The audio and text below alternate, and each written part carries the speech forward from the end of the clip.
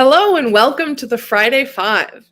In the Friday Five, as part of the Montessori Masterclass, we talk about 5 things every week. We talk about a Montessori toy versus a conventional toy. We talk about a practical life idea. We talk about a children's book, and I answer a parenting question that I find on the internet this week. In addition, if you're joining live, you can pop your questions into the chat and I will address them from your week in the Montessori Masterclass. The Montessori Masterclass is a full spectrum, holistic online course and experience where you get self-study lessons tailored to you to support you in supporting your child at home in the first critical years of life, alongside many different interactive components, including live weekly support groups for different ages led by our trained Montessori team from around the world, a podcast, this live stream, and so much more. Check out the Montessori Masterclass at thepeaceprogram.org.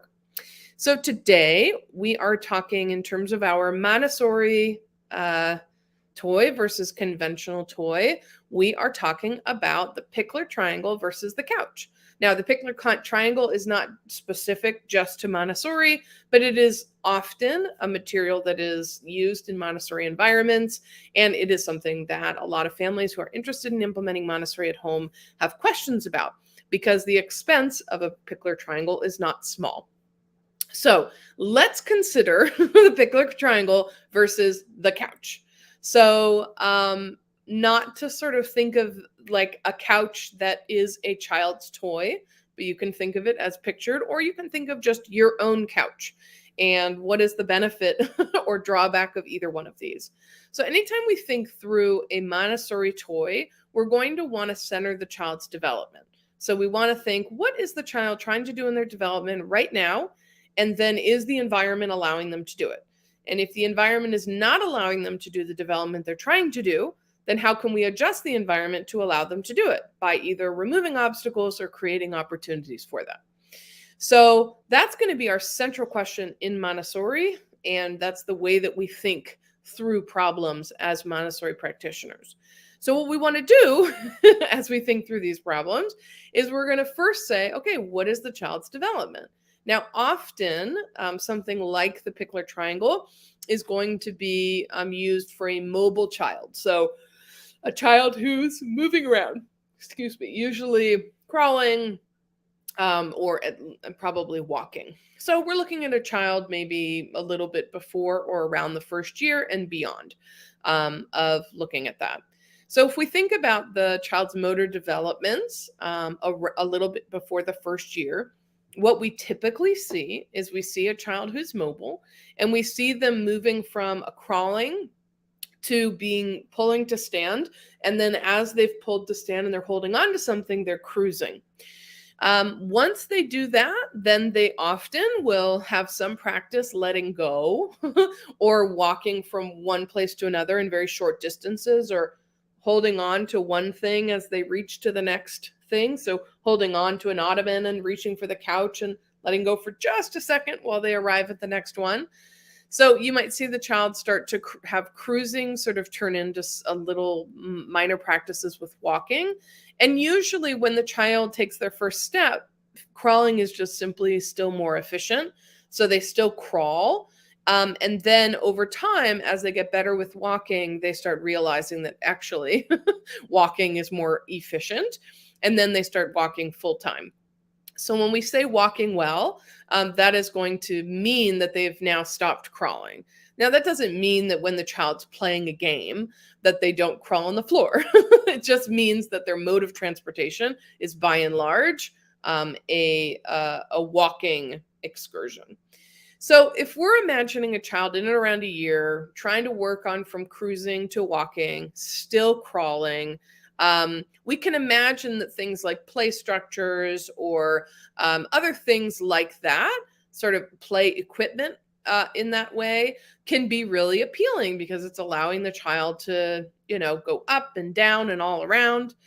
Now, that is something that we have to think through in terms of the Montessori method is the environment allowing the child to do this? So in my home environment, when my kids were little, I thought about the Pickler triangle and I thought, is this really a necessity? Well, okay, what is my child trying to do?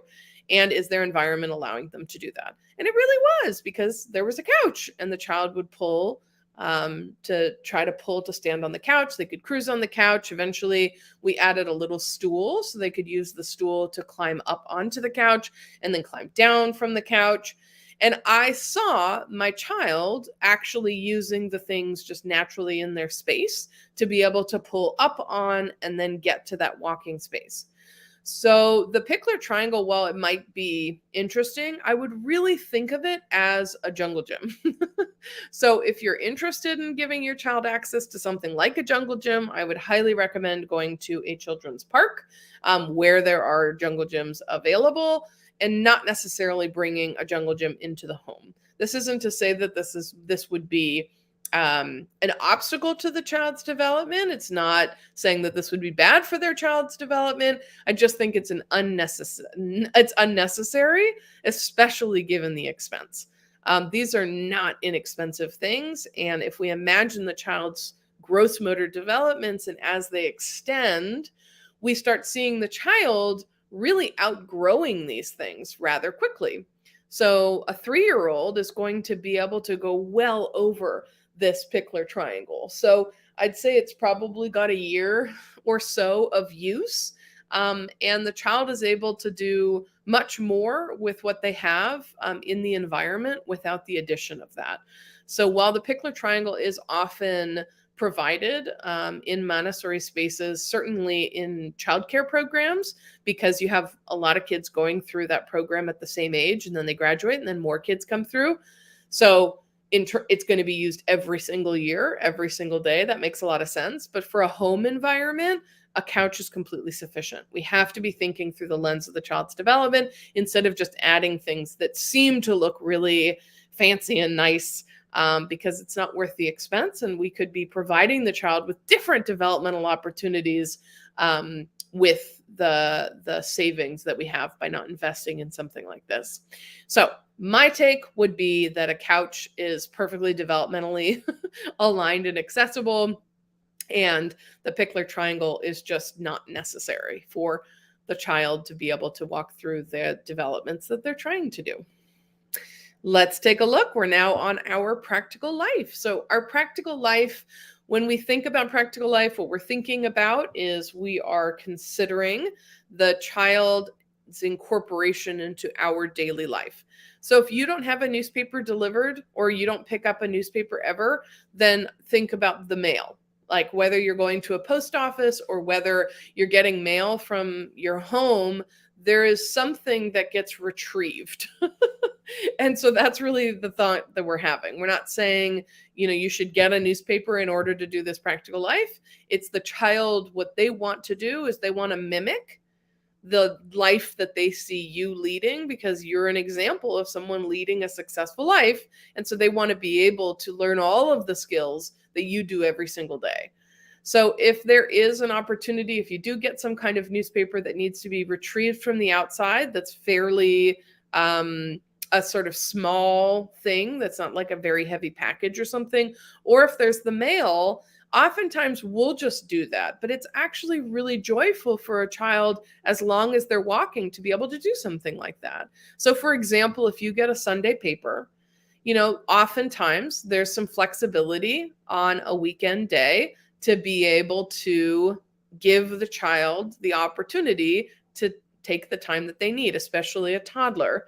So if a toddler was to go get the newspaper, they would painstakingly take the time to exit the home. If you have stairs, to go down the stairs, to then pick up the newspaper and carry it with probably the biggest smile on their face, and then painstakingly walk all the way back. If you have stairs, go back up the stairs.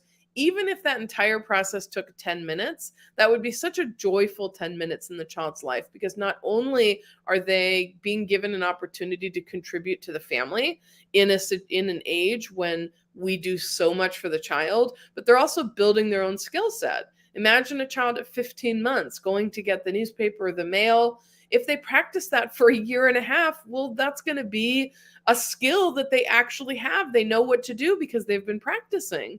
And so we can say, oh, can you go get the mail, or can you get the newspaper, whatever it is, and they can go do that. And it's going to be a lot more efficient, and it just becomes one more skill in daily living that they've checked off the box. I think we underestimate sometimes what people say about kids or children is they will say, oh, well, they're not going to, like, for example, with sleep, they're not going to need your help to sleep when they go to college. When they're older, we don't really have to worry about these things. But how often are children who are exiting, these kiddos who are 18, exiting into either a career path, into a job, into some kind of additional education, if they're going in there and then they don't have practical life skills because they've had everybody doing things for them? How many times do they not know how to do basic things? And we think it's really basic to know how to use a laundry machine. Yes, it's basic, but also it needs some practice. You need to know kind of what to do. And so when we start when the child is genuinely developmentally interested in toddlerhood, we're just slowly passing the baton on certain things. And it can be as simple as bringing in the mail or the newspaper to incorporate the child. And they will be so happy to do it. So our next one is a book. This is a book called Eyes That Kiss in the Corners. And this is a great children's book that's come out in the past year. And it's a lovely, very affirming book about a child and her family. And really, when we think about supporting children and supporting kids' understanding of diverse bodies, diverse cultures, diverse family constellations, when we think about using literature to show children sort of an affirming sense of people who may have different lived experiences than the reader or the child's family, it's really, really important that we think about offering those diverse lived experiences from a really authentic standpoint and from the standpoint of joy. So a lot of times when we talk about differences, we talk about oppression, we talk about suffering. That's what gets connected. And what we want to connect is that differences are to be celebrated. And it means that any opportunity to offer diverse representation, whether this is a mirror or a window, right? So whether this book is a mirror, so it's very relevant to your cultural sort of heritage and experience, or whether this is something that would be new for your child and your family. It's really important that we look at the children's author and we look at the illustrator and we say, is the illustrator and the author, are they able to authentically represent themselves in this story, so that we can ensure that there's diverse representation and that it's affirming and it's joyful, so that we can disconnect the differences equal oppression and sadness. So if we can do that, if we can offer those affirming stories that are authentically representative, that is going to be such an important thing for the child, especially in the first 3 years. And then it is helpful to actually address systemic things that are causing oppressive systems, things that are causing the kind of sort of negativity and struggle that people go through. And so it's really important that we start with joy, but we also want to address those other aspects head on. So this is a really great book that is very joyful and affirming, and it came out last year, and highly recommend. And our last one is our parenting question. So this is tips on meal times for a 9-month-old. Every time my baby eats, it's a huge mess, and I know that the mess is supposed to be okay, but she'll rub her food into her eyes, and I need help. So this is a great question. This is one that I would say you're not alone. This happens. and a child who is working through, either the start of solids or is still trying to figure out how to eat, right? So a 9-month-old is probably a couple months into eating solids, and they're still trying to figure out how to use the tools around food, how to actually eat food. So we want to put some guardrails around the eating experience to make sure that the child is not only learning how to use the tools, how to eat the food, but they're also learning the important cultural norms that will allow them to be successful in the community in which they're living. So if we have certain expectations, like we don't put our food in our hair, then it would be really helpful if we helped the child not put food in their hair. And so the question is, how do we do that? So the first thing I would think is to give much, much, much smaller portions. And when I mean small portions, I mean much, much smaller than is typically given. So oftentimes what we do with children is we'll give them their full meal on a plate. But what we actually want to do is we want to give them a bite of their meal on a plate. And if they don't eat the food, so they throw it on the floor, they put it in their hair, that just gives us a really good opportunity to pause and say, maybe this kiddo's not hungry anymore, right? So by giving these really small portions, we can kind of decide, are you still hungry anymore? And if you're not hungry, then it's going to be really helpful if I don't give you a ton of food so that the mess is very, very small. And I can communicate to you that if you're playing with your food, then we're not going to give you more food, right? If I give them all the food, I have less of an ability to communicate that. So the first thing we want to do is we want to start with small portions. And then it's helpful if we don't make associations in the brain around play and meal times. So sometimes a child will finish their dinner earlier than the adults at the dinner. And so in order to keep the child occupied at the table, sometimes the adults will give the child toys so that the adults can finish their conversation and their meal, and the child is willing to stay at the table. What we're doing, though, is when we do that, is we're connecting in their brain that there's something about play and toys and these kinds of movements and meal times and where I'm sitting and food. So we're connecting that for them in the brain so that when they eat, their brain is also thinking about those playful things because of the toys. So it would be helpful as if the child is done and the adults are not done eating, is to, wipe the child's hands and face, take off their bib if they're using one, and take them out of their high chair, put them on the floor, and allow them to move on. So if they want to crawl over at 9 months, if they want to crawl over and find an activity to do, or if you want to give them a few toys from where they are, where they're sitting, then you can do that, but you get to eat your dinner. You get to finish off that dinner, and the child does get to wait. And so they can be annoyed at waiting. They can feel fine with waiting. Those are all just sort of their normal, natural state. And it's okay for them to feel those emotions. That doesn't mean that we pack up and leave. It means that they get to feel those emotions and we get to finish our food.